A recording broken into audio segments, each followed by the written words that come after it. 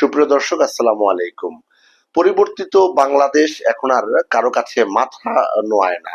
পরিবর্তিত বাংলাদেশ নিজেদের কথা বলে, পরিবর্তিত বাংলাদেশ বলে আমরাও জাতি হিসেবে কারো কাছে ছোট নই। এই পরিবর্তিত বাংলাদেশে আমরা অনেক বিষয় দেখছি যা গত 15 বছর 17 বছরে দেখতে পাইনি। একসময় সীমান্তে আমরা ফেলারির লাশ ঝুলন্ত অবস্থায় দেখেছি। রাজধানী ঢাকা সহ সারা দেশে প্রতিবাদ হয়েছে, কিন্তু প্রতিরোধ হয়নি। এখন যেটি হচ্ছে, এখন প্রতিবাদের ভাষা নয়, এখন প্রতিরোধের সুরে কথা বলছে বাংলাদেশের সাধারণ মানুষ। সীমান্তে এখন আর হত্যা করা ভারতীয়দের জন্য কোনো সাধারণ ঘটনা নয়। ভারতীয়রা এখন 10 বার চিন্তা করে একজন বাঙালিকে হত্যার বিষয়ে। ভারতীয়রা চিন্তা করে বাংলাদেশের স্বাধীনতা সার্বভৌমত্ব রক্ষার জন্য বাংলাদেশের সাধারণ মানুষ কিন্তু অতন্দ্র প্রহরীর ভূমিকা পালন করছে। বারবার কেন সাধারণ মানুষের কথা বলছিলাম, কেন আমি সীমান্ত রক্ষী বাহিনী কিংবা সেনাবাহিনী কিংবা অন্যের কথা বলছিলাম না? এইটাই তো প্রশ্ন আপনাদের। এই প্রশ্নটার উত্তর জানতেই আমাদের সঙ্গে থাকতে হবে এবং একই সঙ্গে আমার চ্যানেলটি সাবস্ক্রাইব করবেন। এমন অজানা অনেক তথ্য জানতে পারবেন আশা করছি। এই যে 5 আগস্ট বাংলাদেশ বলছে যে গণঅভ্যুত্থান হলো, কেউ কেউ বলছে বিপ্লব হলো, বলছে যে আরেকটি নতুন বাংলাদেশ হলো। যাই হোক, ফ্যাসিস্ট সরকারের বিদায় তো হয়েছে, তারা তো পালিয়ে গেছে, এটাই তো সত্য ঘটনা। তো পালিয়ে তারা আশ্রয় নিয়েছে ভারতে এবং ভারত থেকে তারা বিশ্বের বিভিন্ন দেশে ছড়িয়ে ছিটিয়ে পড়েছে।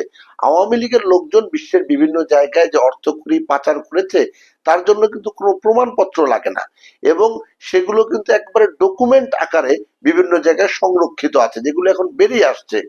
অস্ট্রেলিয়া, কানাডা, যুক্তরাষ্ট্র, যুক্তরাজ্য সহ বিশ্বের বিভিন্ন দেশে, ইউরোপের বিভিন্ন জায়গায়, সিঙ্গাপুরে, মধ্যপ্রাচ্যের বিভিন্ন জায়গায়, দুবাইতে তারা ইনভেস্ট করেছে এবং সেই জায়গাগুলি তারা এখন অবস্থান নিয়েছে। দেশের স্বাধীনতা সার্বভৌমত্বের প্রশ্নে তারা ছিল নতজানু। তারা সবসময় নতজানু পররাষ্ট্রনীতি বাস্তবায়নের জন্য মরিয়া ছিল, শুধুমাত্র ক্ষমতাটাকে টিকিয়ে রাখার জন্য। এখন কি হচ্ছে?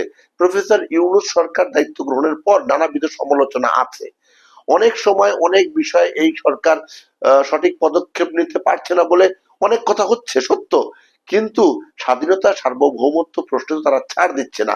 মূল যে জায়গাটা আমাদের পররাষ্ট্র নীতি, সেই পররাষ্ট্র নীতির জায়গায় তো নতজানু পররাষ্ট্র নীতি আমরা দেখতে পাচ্ছি না।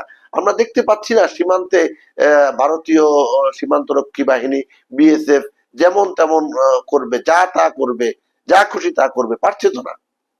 দিনাজপুরের বিরল উপজেলা সীমান্তে 2 জন কৃষক যারা জমিতে কাজ করছিলেন তাদেরকে বিএসএফ ধরে নিয়ে গেলেন।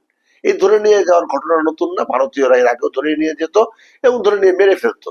এবার তারা ধরে নিয়ে যাওয়ার পর যে ঘটনাটি ঘটেছে সেটি হচ্ছে আলোচনার বিষয়। কি করেছে? সেই অঞ্চলে যারা বাংলাদেশের সাধারণ নাগরিক রয়েছে, ভারতের যারা বাংলাদেশের অভ্যন্তরে প্রবেশ করে বিভিন্ন কিছু করত এবং তারা বিভিন্ন সময় ক্ষমতা দেখাতো, আমরা বৃহৎ রাষ্ট্র, তাদের সঙ্গে বিএসএফ আছে, বিএসএফ খুব শক্তিশালী। তো এবারও যখন এটা দেখাতে গেছে এবং বাংলাদেশ থেকে 2 জনকে ধরে নিয়ে গেল, এর প্রতিক্রিয়ায় 2 জন ভারতীয় কেউ কিন্তু যারা বাংলাদেশে অবৈধভাবে প্রবেশ করেছে তাদেরকে কিন্তু পাকড়াও করেছে এলাকাবাসী এবং তারা পাকড়াও করে তাদেরকে এই বাংলাদেশের যে সীমান্তরক্ষী বাহিনী বিজিবি তাদের কাছে হস্তান্তর করেছে। এখন পতাকা বৈঠক হবে, পতাকা বৈঠকের পর কেন বাংলাদেশের 2 যুবক 2 কৃষককে ধরে নিয়ে গেল বিএসএফ তার ব্যাখ্যা তারা দেবে এবং বাংলাদেশের জনগণ কেন ওই 2 জনকে অনাধিকার চর্চার অংশ হিসেবে তারা বাংলাদেশে প্রবেশ করেছে সেটির বিষয়ে কিন্তু কথা হবে। যদি পরবর্তীতে আলোচনায় ফ্ল্যাগ মিটিং এ এটি আলোচনা, চূড়ান্ত আলোচনায় কি হবে, দেখা যাবে এরা 2 জন ফেরত দিচ্ছে, এরা 2 জন ফেরত নিচ্ছে, এই তো হবে। কিন্তু এই হিম্মত, এই শক্তি কিন্তু বিগত দিনে ছিল না।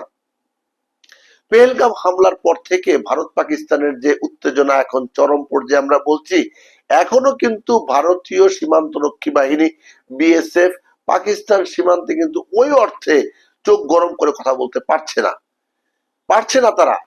চীন সীমান্ত কিন্তু তারা কোথাও এভাবে চোখ গরম করে কথা বলতে পারছে না, পারতো শুধু বাংলাদেশ সীমান্তে। ওই যে আগে বলেছিলাম না আমি, যে ভারতীয় বিভিন্ন সিনেমায় ভারতীয় গোয়েন্দা সংস্থা এবং ভারতীয় সীমান্তরক্ষী বাহিনীকে যেভাবে বাঘের মতো তুলনা করা হয়, বাস্তবতা কিন্তু অনেকটাই ভিন্ন। তারা বাঘ অবশ্যই, সেটা বাংলাদেশের ক্ষেত্রে ছিল, তারা বাঘ অবশ্যই সেটা ছোট ছোট দেশের ক্ষেত্রে ছিল, কিন্তু সেটা কিন্তু পাকিস্তান কিংবা চীনের ক্ষেত্রে ছিল না। এখন আবার যখন 5 আগস্ট 2024 পরবর্তী সময়ে এসে বাংলাদেশ এটি নতুন বাংলাদেশ হিসেবে আত্মপ্রকাশ করেছে, এই তো ভারতের লোকজনের গায়ে জ্বালা ধরে গেছে।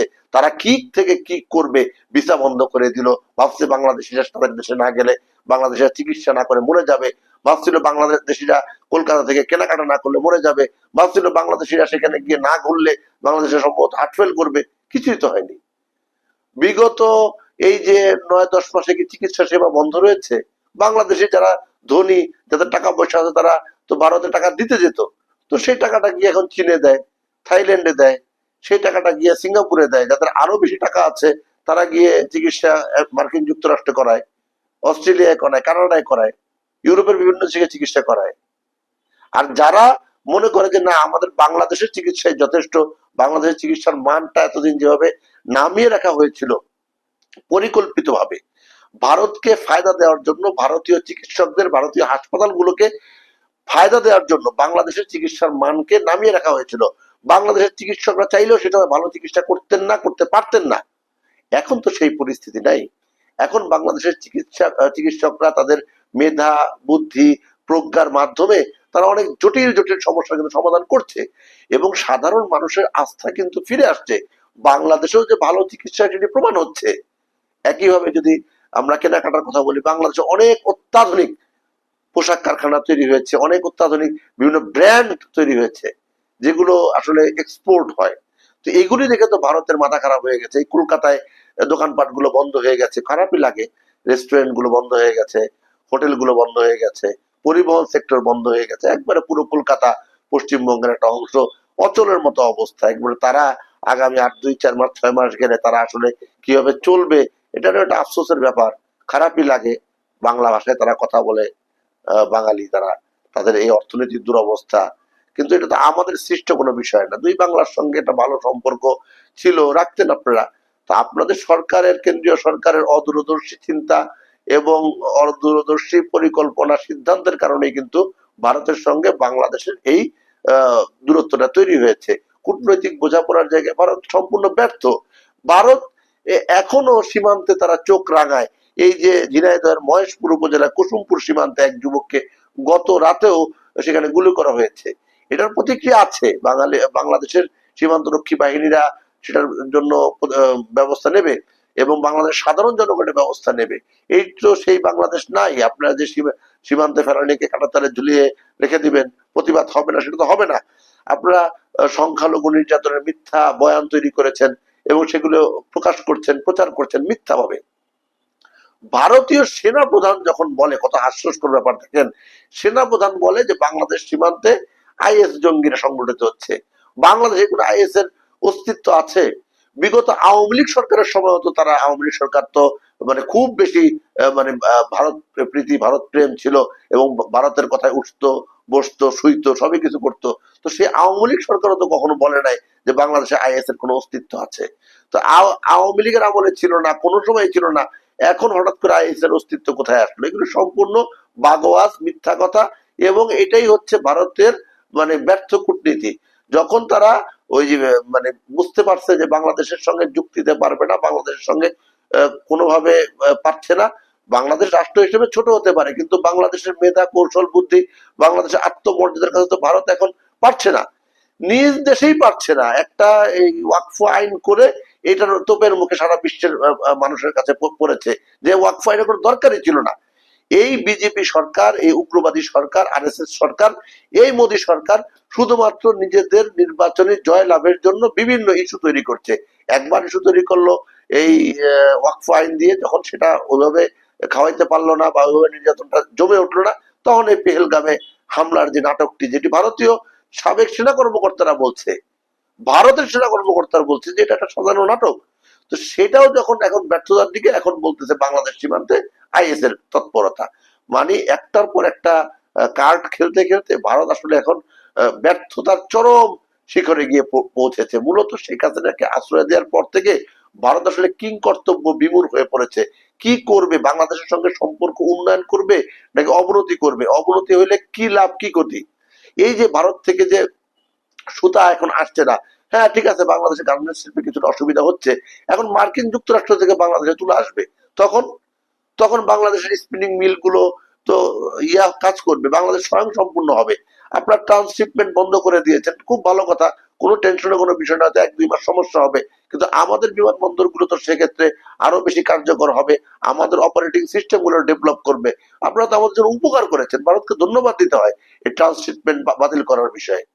এখন ভারতের সঙ্গে আমরা কিন্তু যে কখনো ঝগড়া করতে যাইনি, আমরা ঝগড়া করতে যাইনি, আমাদের ঝগড়া করার প্রয়োজন নেই।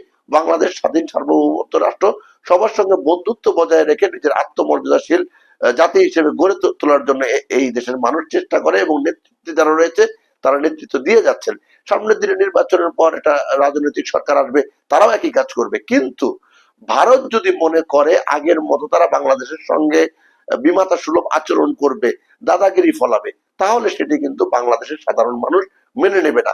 এমনিতেই ভারতের জনগণের সঙ্গে আমাদের একটা সুসম্পর্ক ছিল দীর্ঘদিনের, ঐতিহাসিক ভাবে, কিন্তু ভারতের যারা শাসক তারা যেভাবে বাংলাদেশের সঙ্গে সম্পর্ক অবনতি করেছে, একবারে সম্পর্কটা তলানিতে নিয়ে গেছে, এটি যদি অব্যাহত থাকে তাহলে এটা ভারতের জন্য ভালো কিছু বয়ে আনবে না। চারদিকে এত শত্রু তৈরি করেছে, নেপালের শত্রু, ভুটানের শত্রু, পাকিস্তানের শত্রু, চীনের শত্রু, বাংলাদেশেও এত শত্রু তৈরি করলে ভারত রাষ্ট্র হিসেবে আসলে এখানে কতটা সফল থাকবে, এটাই কিন্তু বড় একটি প্রশ্ন। সবাই ভালো থাকবেন, সুস্থ থাকবেন, আল্লাহ হাফেজ।